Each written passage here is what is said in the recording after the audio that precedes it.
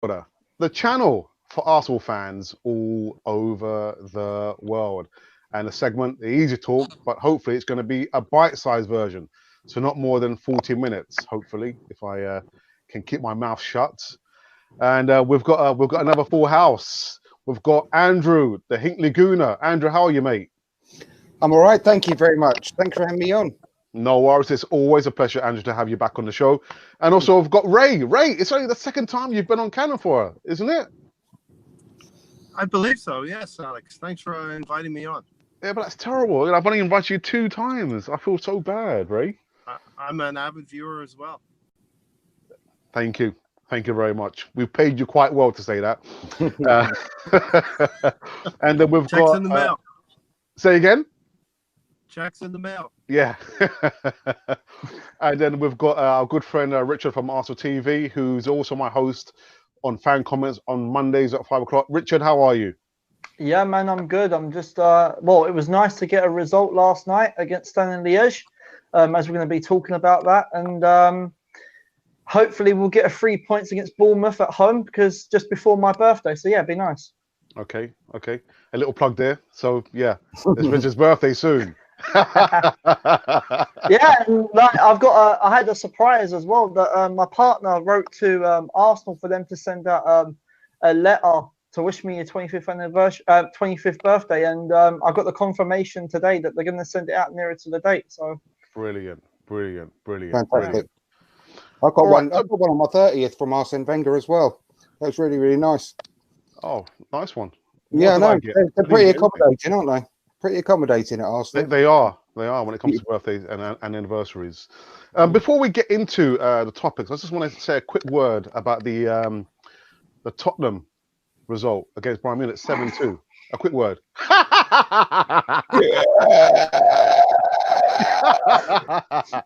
All right, that's over. Yeah. What do we think of Tottenham? Oh, no, we're not allowed to say that word. We're not allowed. Yeah. Thank you, Andrew. Yeah. Right. This topic about Matteo Guendouzi was actually inspired by my brother, because we've had this ongoing argument about whether Matteo Guendouzi is really suited for the Premiership, and he did his video on the Voice of Reason on Wednesday, and he did actually say in less than 1 minute that I told you so about Matteo Guendouzi, but I really wanted to give it the acid test. Andrew, is Matteo Guendouzi really that good of a player that he deserves to be in the first team at Arsenal? Well, he's showing every game that he's improving week on week at the moment, and yeah, I think he's more than justifying his position in the team. He's got an awful lot to learn. He's not the finished article at all. He's showing that he's not doing it for 90 minutes at the moment still. He's having excellent halves, at least, but still making some mistakes. But he's still very young, but his potential is definitely world-class, in my opinion. He's showing a lot of great signs. And what I've liked about him so far this year is that he is very much more of a forward-thinking player. I was a bit worried last season, and when I saw him at the Emirates Cup earlier on this season, that he was very much still passing the ball sideways and backwards and not really sort of taking the initiative to drive the game forward. But I think he's moving on that game by game. He's definitely a more progressive player. You could see very much recently when he drove into the box and won the penalty that that was all on his mind. He's very much keen on doing that, and I think he pretty much had it on his mind that he was going to win that penalty against Aston Villa by going into the box. I don't think he was going into the box for any other reason, like taking a shot or whatever. He just thought, well, penalty box was crowded, something's going to happen, and that shows intelligence. And I really do think that he's got a good footballing brain, and no doubt in my mind that he'll be a future Arsenal captain. I really do think that with his attitude, positive mental attitude, he very much encourages all the team around him as well. So, yeah, I think we've found a midfield mainstay for many years, fingers crossed, as long as he doesn't get poached by Real Madrid or someone. Yeah. Richard, Matteo Guendouzi, Has he really, improved that much to warrant a regular place on the first 11? Yeah, I think he has. I mean, like, I noticed that last season that a lot of the time when he used to hold up the ball, he used to invite the pressure onto us in midfield, and that's where we used to lose it a lot, was because of him. But now, he's more, when he receives a ball, he's always looking where his nearest person is to release the ball quicker. So I think he has improved since last season.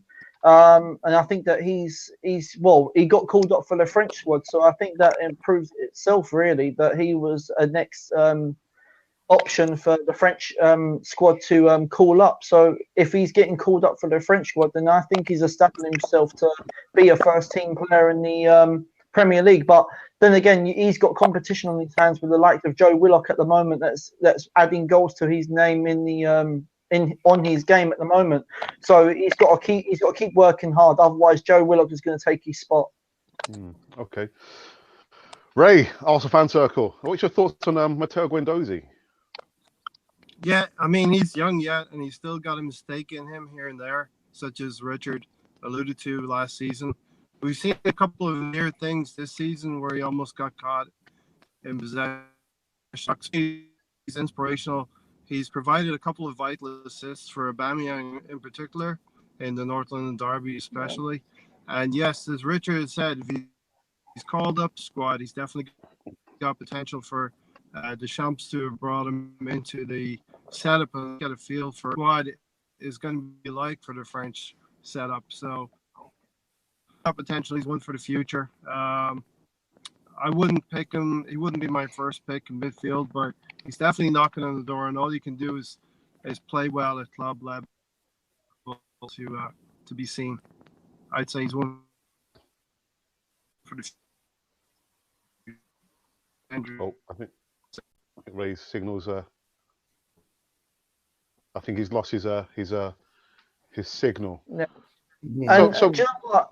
Al, do you know what I've also just noticed just lately with Arsenal, that we are picking up little gems just lately with the likes of, we had Guendouzi that was picked up that no one really knew of him. We've picked up the likes of Martinelli that no one also knew about. So I have noticed that over the years we are just picking out little gems here and there. That's another thing that I've noticed with us. Okay. And actually, like Andrew says, potentially in the future he could be a future captain at Arsenal, but not just yet. Andrew, not just yet. No, not yet. He's still got a lot to learn, and I don't think he's in competition with Willock, because I think Willock's much more of a forward sort of thinking number 10 type, driving from midfield, whereas I see Guendouzi being a much better quality version of Xhaka, sitting a bit deeper personally. And me, but there's a noise on the line, don't you? Yeah, I was just going to say that as if someone's eating crisps. Yeah, I know, very odd. I've lost the train of thought there now, but oh yeah, and with regards to Martinelli, I didn't realise until quite recently as well, just picking up on what you said, Richard. He was on. He's been on 3 trials actually for Manchester United. So that's a really good thing that we've basically sort of picked him up from United's grasp as well, because he's going to be a world superstar, and we'll come on to him later, I'm sure. Yeah, that sound is really terrible.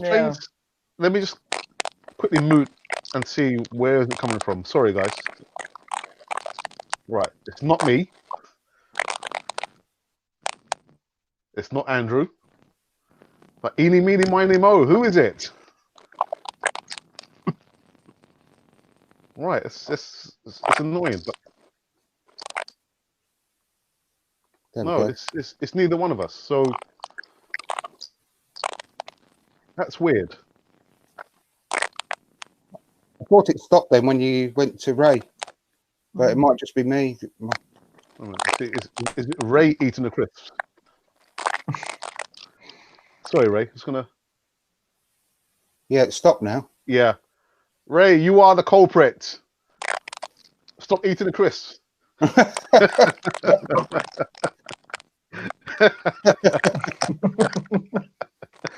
Throw away the packet of crisps. Right. Okay. No, Andrew, going back to your point when you said that he's not going to be challenging Willock in some. If you're going to play with a 4-2-3-1, then I'll say you could possibly challenge Willock because Willock can also play alongside Torreira. So if you look at it that way, if you're playing that sort of formation, then I would say he is definitely challenging Willock. Oh, 100%. It totally depends on the formation is chosen. But yeah, I think that I think his preferred would. I think he would ideally like to play a 4-3-3. I think that would be his ideal choice. And when we've got Bellerin and Tierney properly fit in the team, hopefully after the international break, that will be what we'll see. And in that case, I see Willock and Guendouzi alongside Ceballos as their absolute ideal midfield. But I don't know, he won't do that because he loves Xhaka too much, unfortunately. But Willock, Guendouzi and Ceballos will be absolutely perfect, in my opinion, for everything that we need in that midfield. Yeah, I concur. Anyway, I've changed, actually, because before Guendouzi, at the start of the season, it was Willock, Ceballos and Torreira would be my perfect. But I think that Guendouzi offers just a little bit more to his game than Torreira does. I love Torreira, don't get me wrong. I'm nothing against Torreira, and I'd be happy if he was in the team. But I think Guendouzi has just got that little bit more all-round attributes to his game than Torreira does. Yeah. But which is showing in the late, because I don't know about you guys, but Torreira is just slightly off the boil at the moment. I can't quite put my finger on it, but there's something not quite right with him. Still, he went down a hill a little bit second half of last season, and he's still not there for me. Yeah. Do you know what, Al? Do you know what? I think the reason might be is because that Unai Emery's playing him out of position. He's playing him as a number 10. But that's not his role. He's the defensive midfielder that is supposed to stay back and protect that back line. So that's why I think that Torreira, we haven't really seen the best of him. If you go back and look at Torreira, the way he played against Nottingham Forest, a lot of the time he was sitting deep as his natural position. And he was brilliant during that game. But I think it's because that Unai Emery is using him as a number 10, when really that's not his position. Yeah. But he was there last night as well, though. He was sitting in deep last night, and I thought he was. I wasn't really. I mean, everyone played brilliantly last night, but I think he probably was the least good last night. There's still something missing from his game for me. I don't know what it. Anyway, I don't want to take up too much time on that. Yeah, but no, I do tend to agree with Andrew. He's still not the Torreira that we saw when he first came to Arsenal. I mean, I don't know whether there's some kind of a disagreement between him and Emery, or whether he's literally being played out of position, which I think he is. But it's not definitely the same Torreira. It's not the same Torreira. Torreira. No, there's something there. But anyway. Ray, are you back with us? Yes. Yeah? Okay, all right. So just want to just go into the chat very quickly because it is going to be just a bite-sized version. Let's have a look here. I've got Arsenal vlogs. Do you think when Welbeck left the club last season, he was that backup striker to come off the bench to be a plan B? And do you also think Martinelli can do the same, what Danny did, if Lacazette or Aubameyang is injured? That question, I'll put that to Andrew. I really hope so. I've been saying since the start of the season that I want him in and around the team straight away. I've been singing his praises since pre-season games that I saw him play, and I think it's an old cliche, and I've said it 100 times. But if you're good enough, you're old enough, and he's shown so much ability in the 2 games that we've seen him scoring, 4 in 2, and just his all-round game as well, not just the goal scoring. He's been fantastic, and that little delicate chip he did yesterday for Ceballos' goal was absolutely fantastic. That was so hard to do in that tight space, and his heading ability is something we've missed for so long. I mean, we had Giroud, obviously, was a good header of the ball, but Martinelli, I mean, God, he just washed the floor with Giroud with his ability. He's just exciting. It gets you off your seat, and I've been wanting someone like that in the team for a long, long time. I mean, obviously we had Sanchez, which was that was a really exciting time when he was really at his peak with alongside Ozil. But Martinelli has got to be in and around the team. Now, he's not going to displace anyone right at this moment. And it'd be very, very harsh to drop Saka to play him because Saka's done nothing wrong at all. He's been amazing. So in the Premier League, I'd be delighted if he can just get the last 20 or 30 minutes per game at the moment. Clearly, if you get an injury, which touch wood, that won't happen to any of our strikers, he could step into that role as well. But he can play anywhere around across the front line, left, right, or centre. He could play a number 10 role even as well, dropping a bit deeper if necessary, if we're really chasing a game at some point. But I desperately want him in and around the team, not only in the Cups. He could start all the Cup games, but I want him on the bench and coming on as a substitute, definitely in the Premier League as well. Yeah. So I know we're going to get into the Standard Liège game after this, but I've got to say one thing I do like about the squad now, Richard and Andrew, is that we appear to have players now competing for each position. We're talking about Guendouzi in the midfield, and there's like maybe 4 or 5 players who can compete in those positions there. We're talking about Martinelli, but then we've got Saka also competing in that position there. So the good thing is in this squad, we've got players now who really can't have that feeling of being, content and happy that their place is secure. They have to compete now for their place there. Watching Martinelli last night, Andrew and Richard, for me, what live, because I went last night, it was a joy. The boy did not stop running. No, he did not stop running. He was all over the place. Like you said, Andrew, his heading ability for a guy who's not that tall, absolutely fantastic. So He did not stop all night. No, and Nelson had a great game yesterday as well. Yeah, I was very, very impressed with Nelson. He was really at it yesterday, and I was really wanted him to get a goal to cap off that performance because people are saying, "Oh, well, he's being outshone and he's not ready for the first team and everything." Well, if you look at his appearances and goals scored so far, Nelson's been doing really well. Yes, he's took him a little while. He's not really sort of been lightning so far, but if you count the goal he scored against Burnley, which was unfortunately chalked off, but not for any fault of his own, which was a great finish, he's got 2 goals in 4 appearances so far this season as well, and as well as some assists. So he's not doing that bad. And I think yesterday he's showing that he's really getting that confidence game by game as well. So we can't discount him either. But he's another good option on the left-hand side. But we've got an abundance of really good, exciting players coming through. That I definitely got to give Emery some credit for, because I just wish to God that he wouldn't go back to type, which we know that he will when it comes to the Bournemouth game. He's going to pick Xhaka again, and he's probably going to go to Socrates and Louise at the back again, because that's what he does. And I just wish he had that confidence to change it up in the Premier League as well. I really do, because we all saw the difference it makes having some energy, some determination, and some youthful exuberance in the centre of the park yesterday. It's just so much more exciting, and we all know that we would have beaten Man United with a performance like that yesterday. If we'd have gone into the game with that kind of confidence, we would have won that game, and we would have beaten. Well, we probably would have won every game so far this season with that kind of confidence, and forcing our own game on the opposition rather than just trying to change to counteract their opposition every game. It's just at least we get to see it in the Cups at the moment. I just wish we could get to see it in the Premier League as well. All right, so you know what? Actually, let's get into the match last night with Arsenal and Standard Liège setting the standard. I mean, I haven't seen your post-match review, Richard. What were your thoughts on the match last night? Do you know what? I feel that Unai Emery set us up pretty well. It was nice to see Bellerin and Tierney play. Another great performance from Tierney yet again. And I think that Tierney is definitely ready for the Bournemouth game this week. I would actually step him in, put him straight in, because he looks quite comfortable.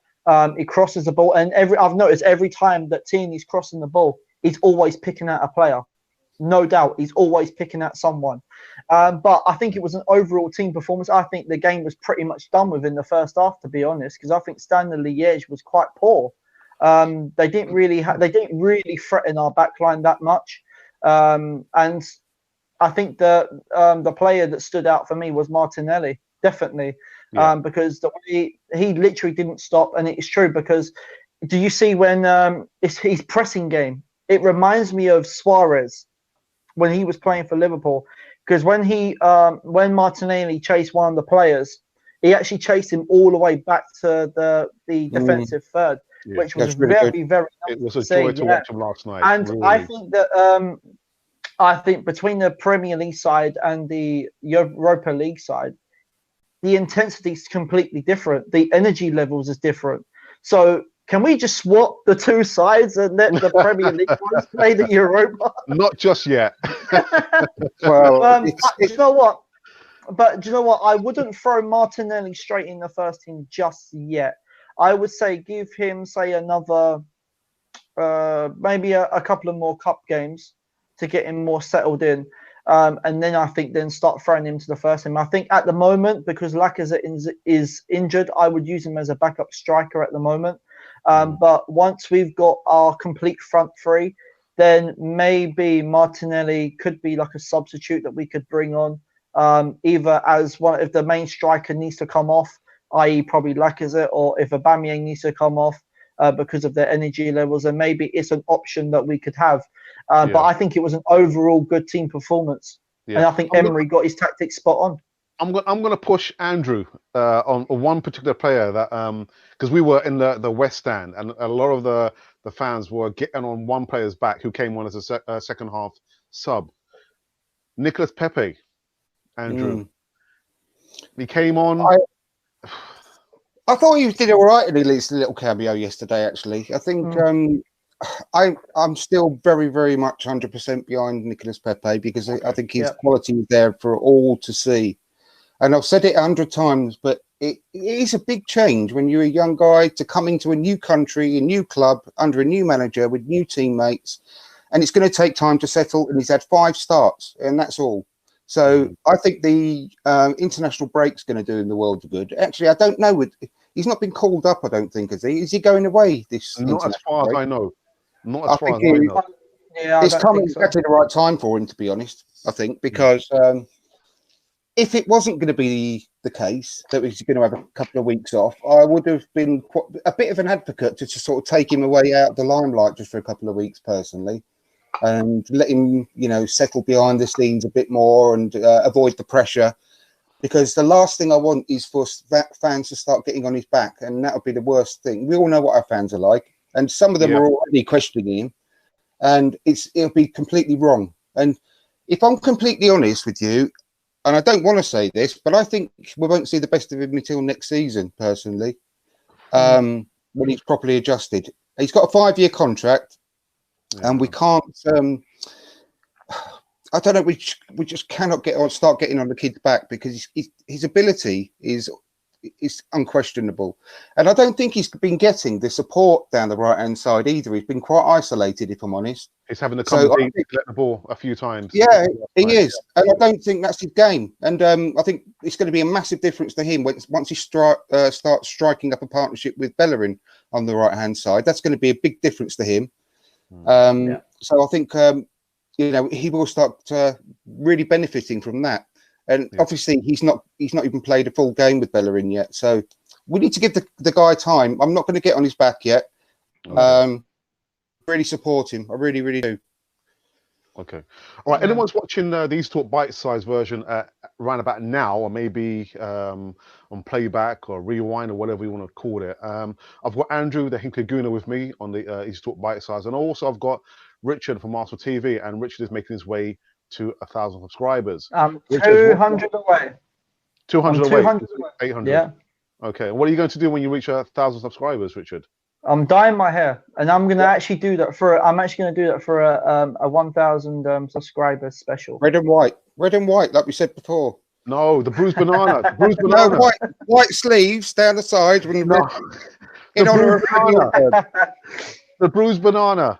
But Alex, do you know what? Before you go on to, do you know what? I'm completely with Andrew on Nicolas Pepe at the moment, because think of how long it took for Dennis Bergkamp and Thierry Henry to score their first goal. Well, not to score, but to get them up to speed. And look where they are. They're club legends. So I would say give Nicolas Pepe time. I think that in some sort of extent, I actually don't think that Emery's playing to his strengths. If I'm I don't think Emery is. Really, I was actually expecting that Unai Emery would actually play Nicolas Pepe as a centre forward in Europa League game. The reason why, because a lot of the time when he was playing in for Lille in France, the majority of his games he was playing up front as a centre forward. So maybe to boost up his confidence, and that's maybe what we need to do. Playing for a Europa League game, get him a first start, and play him as the main striker up front. Maybe he might get a couple of goals that way. That'd be a good way to kick him off. Okay, I'm gonna say one thing, and we'll cap it on Nicolas Pepe. Last night, there were a couple of times when Pepe lost possession of the ball, and Standard Liège were on the attack, and Unai Emery was motioning to Pepe and Nelson, get back, and it didn't happen only once or twice. Quite a few times, Emery was saying to him, get back and defend. You could see he was motioning, he was shouting, get back. And Pepe and Nelson, they were just jogging back. See, that's we know Emery, he demands all players defend from striker, midfield, and defense. See, that's what I was going to say. And I think that Ceballos has been, because he started the house on fire as well, Ceballos, and I think he had a fantastic game yesterday. Absolutely brilliant. Blinder. Absolute blinder. I think that his game is being... Oh, I'd love to know what he's being told by the manager, because I think his game has been stunted by Emery. I really do. And I'm worried that that's going to happen to Pepe as well. I really am, because Pepe is not really a winger. People are very much thinking that he's a winger, but he's more of an inside forward that plays from the right-hand side. If you look at his previous season in France, and he's not the sort of player that you ask to do that sort of thing. I'm sure that he will track players back from his own accord and so on and so forth. But you can't keep saying to someone like Pepe, who you pay £72 million for, to say you're more of a defender. You need to get up there, son, and track back and get back and help out the right back. It's not. You can't do that, because you're wasting his talent. And I'm concerned that that's happening with him and Ceballos, because we all saw the class that Ceballos had, and we saw it last night as well. And I hate to say this again, but the cup games are more a lot more of the authorities gone to Freddie Ljungberg for the cup games.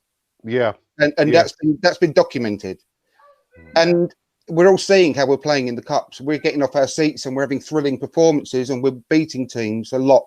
And Freddie Ljungberg was doing a lot of the talking on the sideline yesterday. If you watch the game back, he was doing an awful lot of the work. And you see Ceballos flourish yesterday. You saw him flourish against Nottingham Forest, and in the league, not the same player. So I'm very concerned about that, to be perfectly honest, because we just can't do that with these players that we've gone to.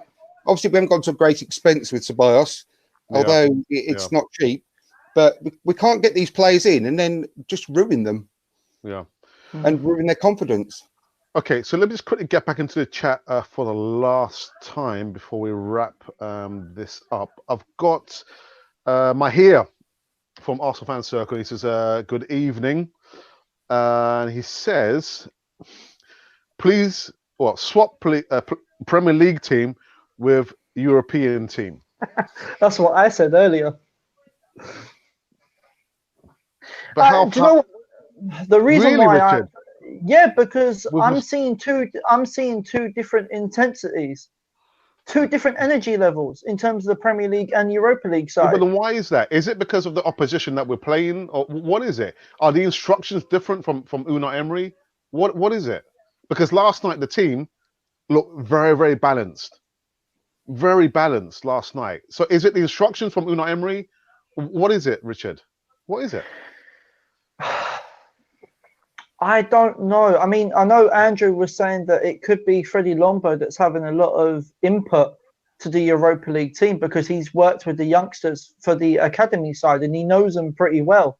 So maybe that could be one reason. But if Unai Emery is letting Lomberg having so much input in the Europa League side, then why doesn't he let him do it in the Premier League as well? Maybe we might get somewhere. Maybe I mean, just let him do it full stop. yeah. Period. Yeah. I'm not even joking. No, I'll be happy if that was the case. But I did notice that during that game, our midfield was a lot more balanced to what it usually is in the Premier League. A lot more balanced. And this is where I'm now thinking that we might have to change our midfield during the Premier League. So what do you mean? Formation or what do you mean change? The personnel? Well, or I would definitely change the personnel. That would be me. I would change it because it seems to me that Socrates and David Luiz are just not cutting it in terms of our Premier League. So maybe bring Holding in, and maybe I would say bring Mustafi in because I ain't being funny. He hasn't really put a foot wrong at the moment, and that could be the reason. It could be because he knows that he's not part of Unai Emery's plans anymore, and maybe he's thinking, do you know what? I might as well just get my head down and get on with it. And that looks like that's pretty much what he's doing. But I mean, Mustafi's had 3 games and 3 clean sheets. So and also alongside Rob Holding. So why not change the defense completely? All right, let me quickly get back into the chat. It's just gone crazy now. We've got Muegune says, "Yo, what's up, boys?" And then the crisp eater has gone off. Ray Martinelli is a great find, folks. Hit that like button. Thank you for that, Ray. And then he says, wait me a second. One from Sanjay Joseph. Good evening, Sanjay. Torreira had a couple of good games last season and scored a fantastic goal against Tottenham. In my opinion, he is overrated. I'm not sure he's the ideal centre defensive midfielder. Overrated, Andrew? I don't know about overrated. He hasn't been given a good run in the team in his preferred position. I think there's something going on with him, like I said earlier on in the video, but I don't think he's particularly overrated. Any player needs a good run in the team in the position that they are strongest in. So he hasn't had that. And with regards to the defence, I would 100% play Holding and Chambers in the centre of defence because they go back years. They're really, really good mates. They know each other inside out. They've played together for the England under-21s team, and they're both showing already good form. So I would 100% play them. I think, just very briefly, I know that you want to keep this short, but Luiz, I think, has had a bit of bad press. I think in the last game we played, he had the best game against Man United. He had his best game so far for the team. And I think he's just been let down by the midfield he's got in front of him. And I think he's been let down by the players alongside him at fullback and with Socrates. He's never played in front of such a crap defence, crap midfield, or with crap players that he's been playing alongside. So I think he's got a lot of bad press. I think he's actually a good player, and I'm very comfortable when he's on the ball. But saying that, like I said before, I would still have Bellerin, Chambers, Holding, and Tierney. Tierney was absolutely brilliant yesterday. I've singing this guy's praises since when the name was first mentioned about signing him. He's such a good player, and he's going to be our left back for the next decade. And he's another good candidate for captaincy because you saw. I mean, no one picked it up apart. I haven't noticed anyone else pick it up. But when Martinelli was near the end of the game, was tackled and he fell to the floor, he was spat on. He was, yeah. No one's picked it up in the media or nothing. Tierney straight over there, and the defender pooed himself. I won't say the other word. And when he went over there, and he just backed up his teammate, and it was lovely to see. Bellerin straight over there as well because he was captain for the night, and it was lovely to see. But his ability on the ball, his positivity. I lost count the amount of times he won the ball back for us yesterday. Yeah, really good quality, and I cannot wait to see him in full flow in the Premier League as well. Yeah. Okay. Yeah. All right, so just quickly back in the chat, just a couple more before we end the show. Mubo Guna says Emery is scared to take chances. He's playing dead ball, very negative in the Premiership, and that will cost I us. agree with that. I agree. Because, I mean, if you look at the game against Liverpool and then you look at the game against Spurs and also Man United, I will also point that out, he was playing 3 defensive midfielders. Why would you do that? Where is the creativity coming from? Who's the one that's going to be providing the balls for our main strikers up front? There was no one there. So I'm just now, this is why I said I'm thinking that Unai Emery may need to change personnel, because with Torreira, Guendouzi, and Xhaka, the balance is not right completely. And this is where I'm thinking to throw Willock in there and take either Guendouzi or Torreira out. I think he's got to take Xhaka out and put Willock in. I think that's the difference. Yeah, or that's the difference. Yeah. That's all he needs to do, because Willock picks up the ball. I mean, I think it was the second half. Willock took it pretty much from the midway in our own half and took it to the edge of their box and got a free kick. Just dribbled the whole way. That is exactly what we need. Xhaka can't do that. No, can't do that. Years. He would fall over his own foot. He can't dribble with the ball, and I think with that sort of ability, to get your head down, just run with the ball, that scares the life out of the opposition, and it relieves so much pressure on our own team.